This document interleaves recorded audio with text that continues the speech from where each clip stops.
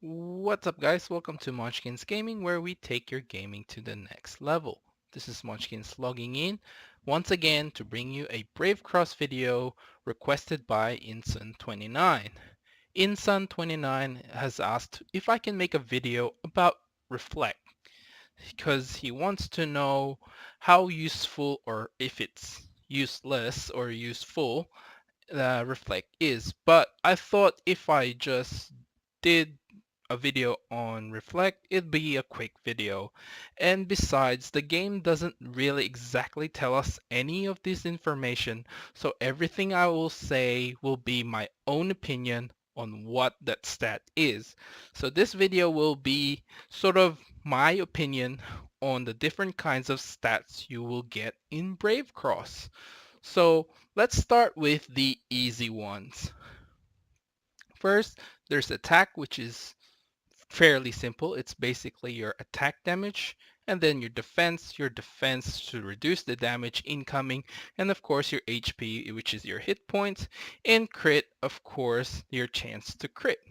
And there is also a crit damage, which you can increase your crit damage when you hit a crit.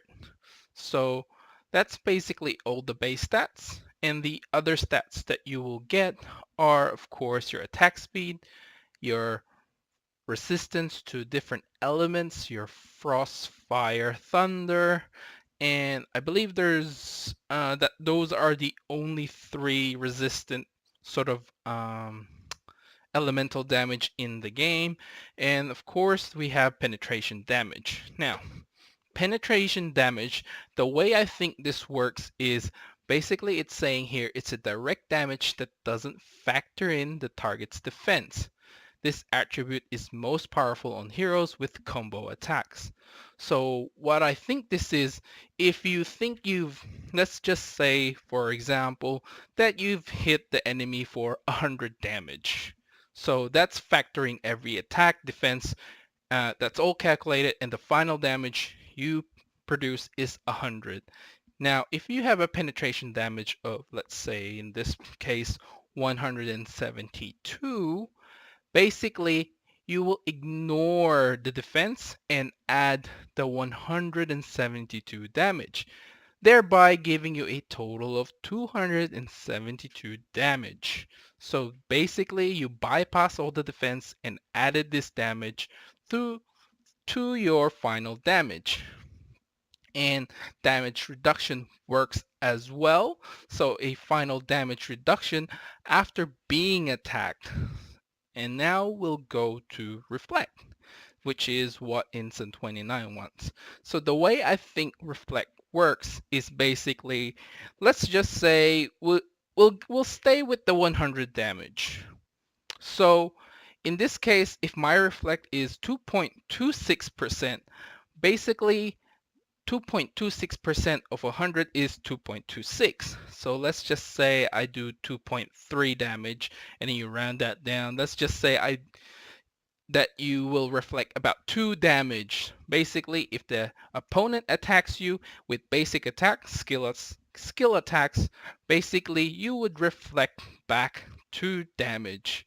So, which isn't a lot if you think about it, but if you do stack reflect, then I think the maximum reflect you can get is 27 point something percent.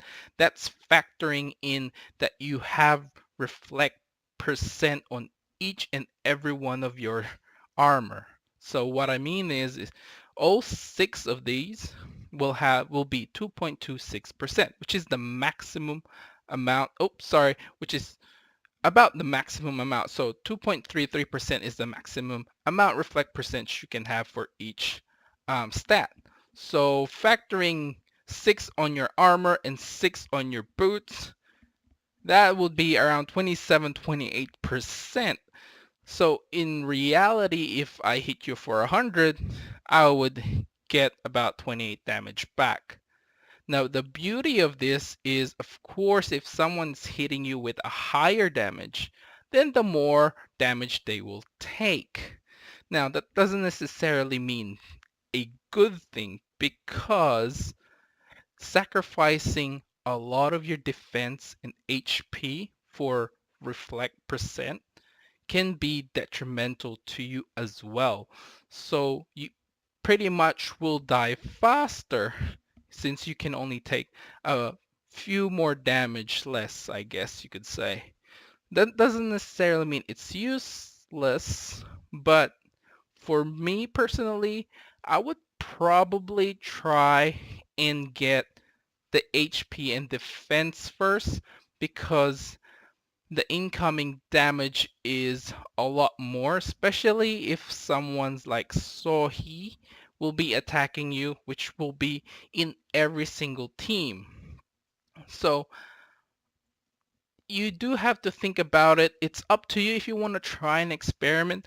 I did try to experiment with it with Alice. I tried a lot of reflect percent on Alice, see if that was gonna work, and that didn't really pan out very well. My Alice pretty much died pretty quickly without the defense and the HP bonuses from my armor. So that's my thoughts on Reflect.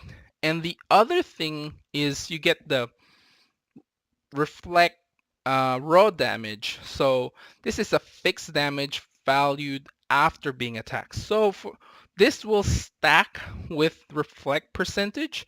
For example, let's just go with the 100 damage. So the Reflect damage with my Knight at the moment is 2 damage. But with 42 reflect, that will be 44 damage reflected back to the target. So it's a raw number being reflected every time he is attacked, which is a good thing, but you can't really get a lot of it. Let's take a look on how much you can actually get for reflect. 43 is the maximum number you can get for reflect, which is not a lot to be honest, since the HP for each hero, like if let's say with this tank, is like 80,000. So basically, if you stack that reflect raw number, you would probably won't even make a dent on their HP. So those are my thoughts on reflect. And now let's go with evasion, which I don't necessarily know how it exactly works. For I think for me it's your chance to evade an attack, but it's a raw number, so I'm not exactly sure how evasion works. Evasion can be added when you do your war souls, and I think that's the only way to increase your evasion. And with that, I think the last thing I would mention in terms of stats would be the final damage. The final damage, it says here, final damage bonus dealt to target. Damage calculation is only affected by the final damage reduction, which is Genbu, if you think about it. So damage dealt to target times, in brackets, your own final damage percent, and minus the target's final damage reduction. So what is final damage? So the way I think final damage works is, let's go with the example of the 100 damage. So basically, you've done your 100 damage, then you have this extra final damage percentage. So in this case with Kir Knight, it's 18%. So basically 18% of 100 is 18. So once I do my 100 damage, I get a bonus 18% of the final damage that I have produced, which is 118 in total. So 100 plus 18 is 118, which is not too bad if you think about it. And of course, this will be reduced by Genbu if you are piling up your defense. This reduces the final damage dealt by the target to yourself. if damage source final damage is lower than your final damage reduction, your overall damage received will be reduced up to 50% depending on how high Genbu is.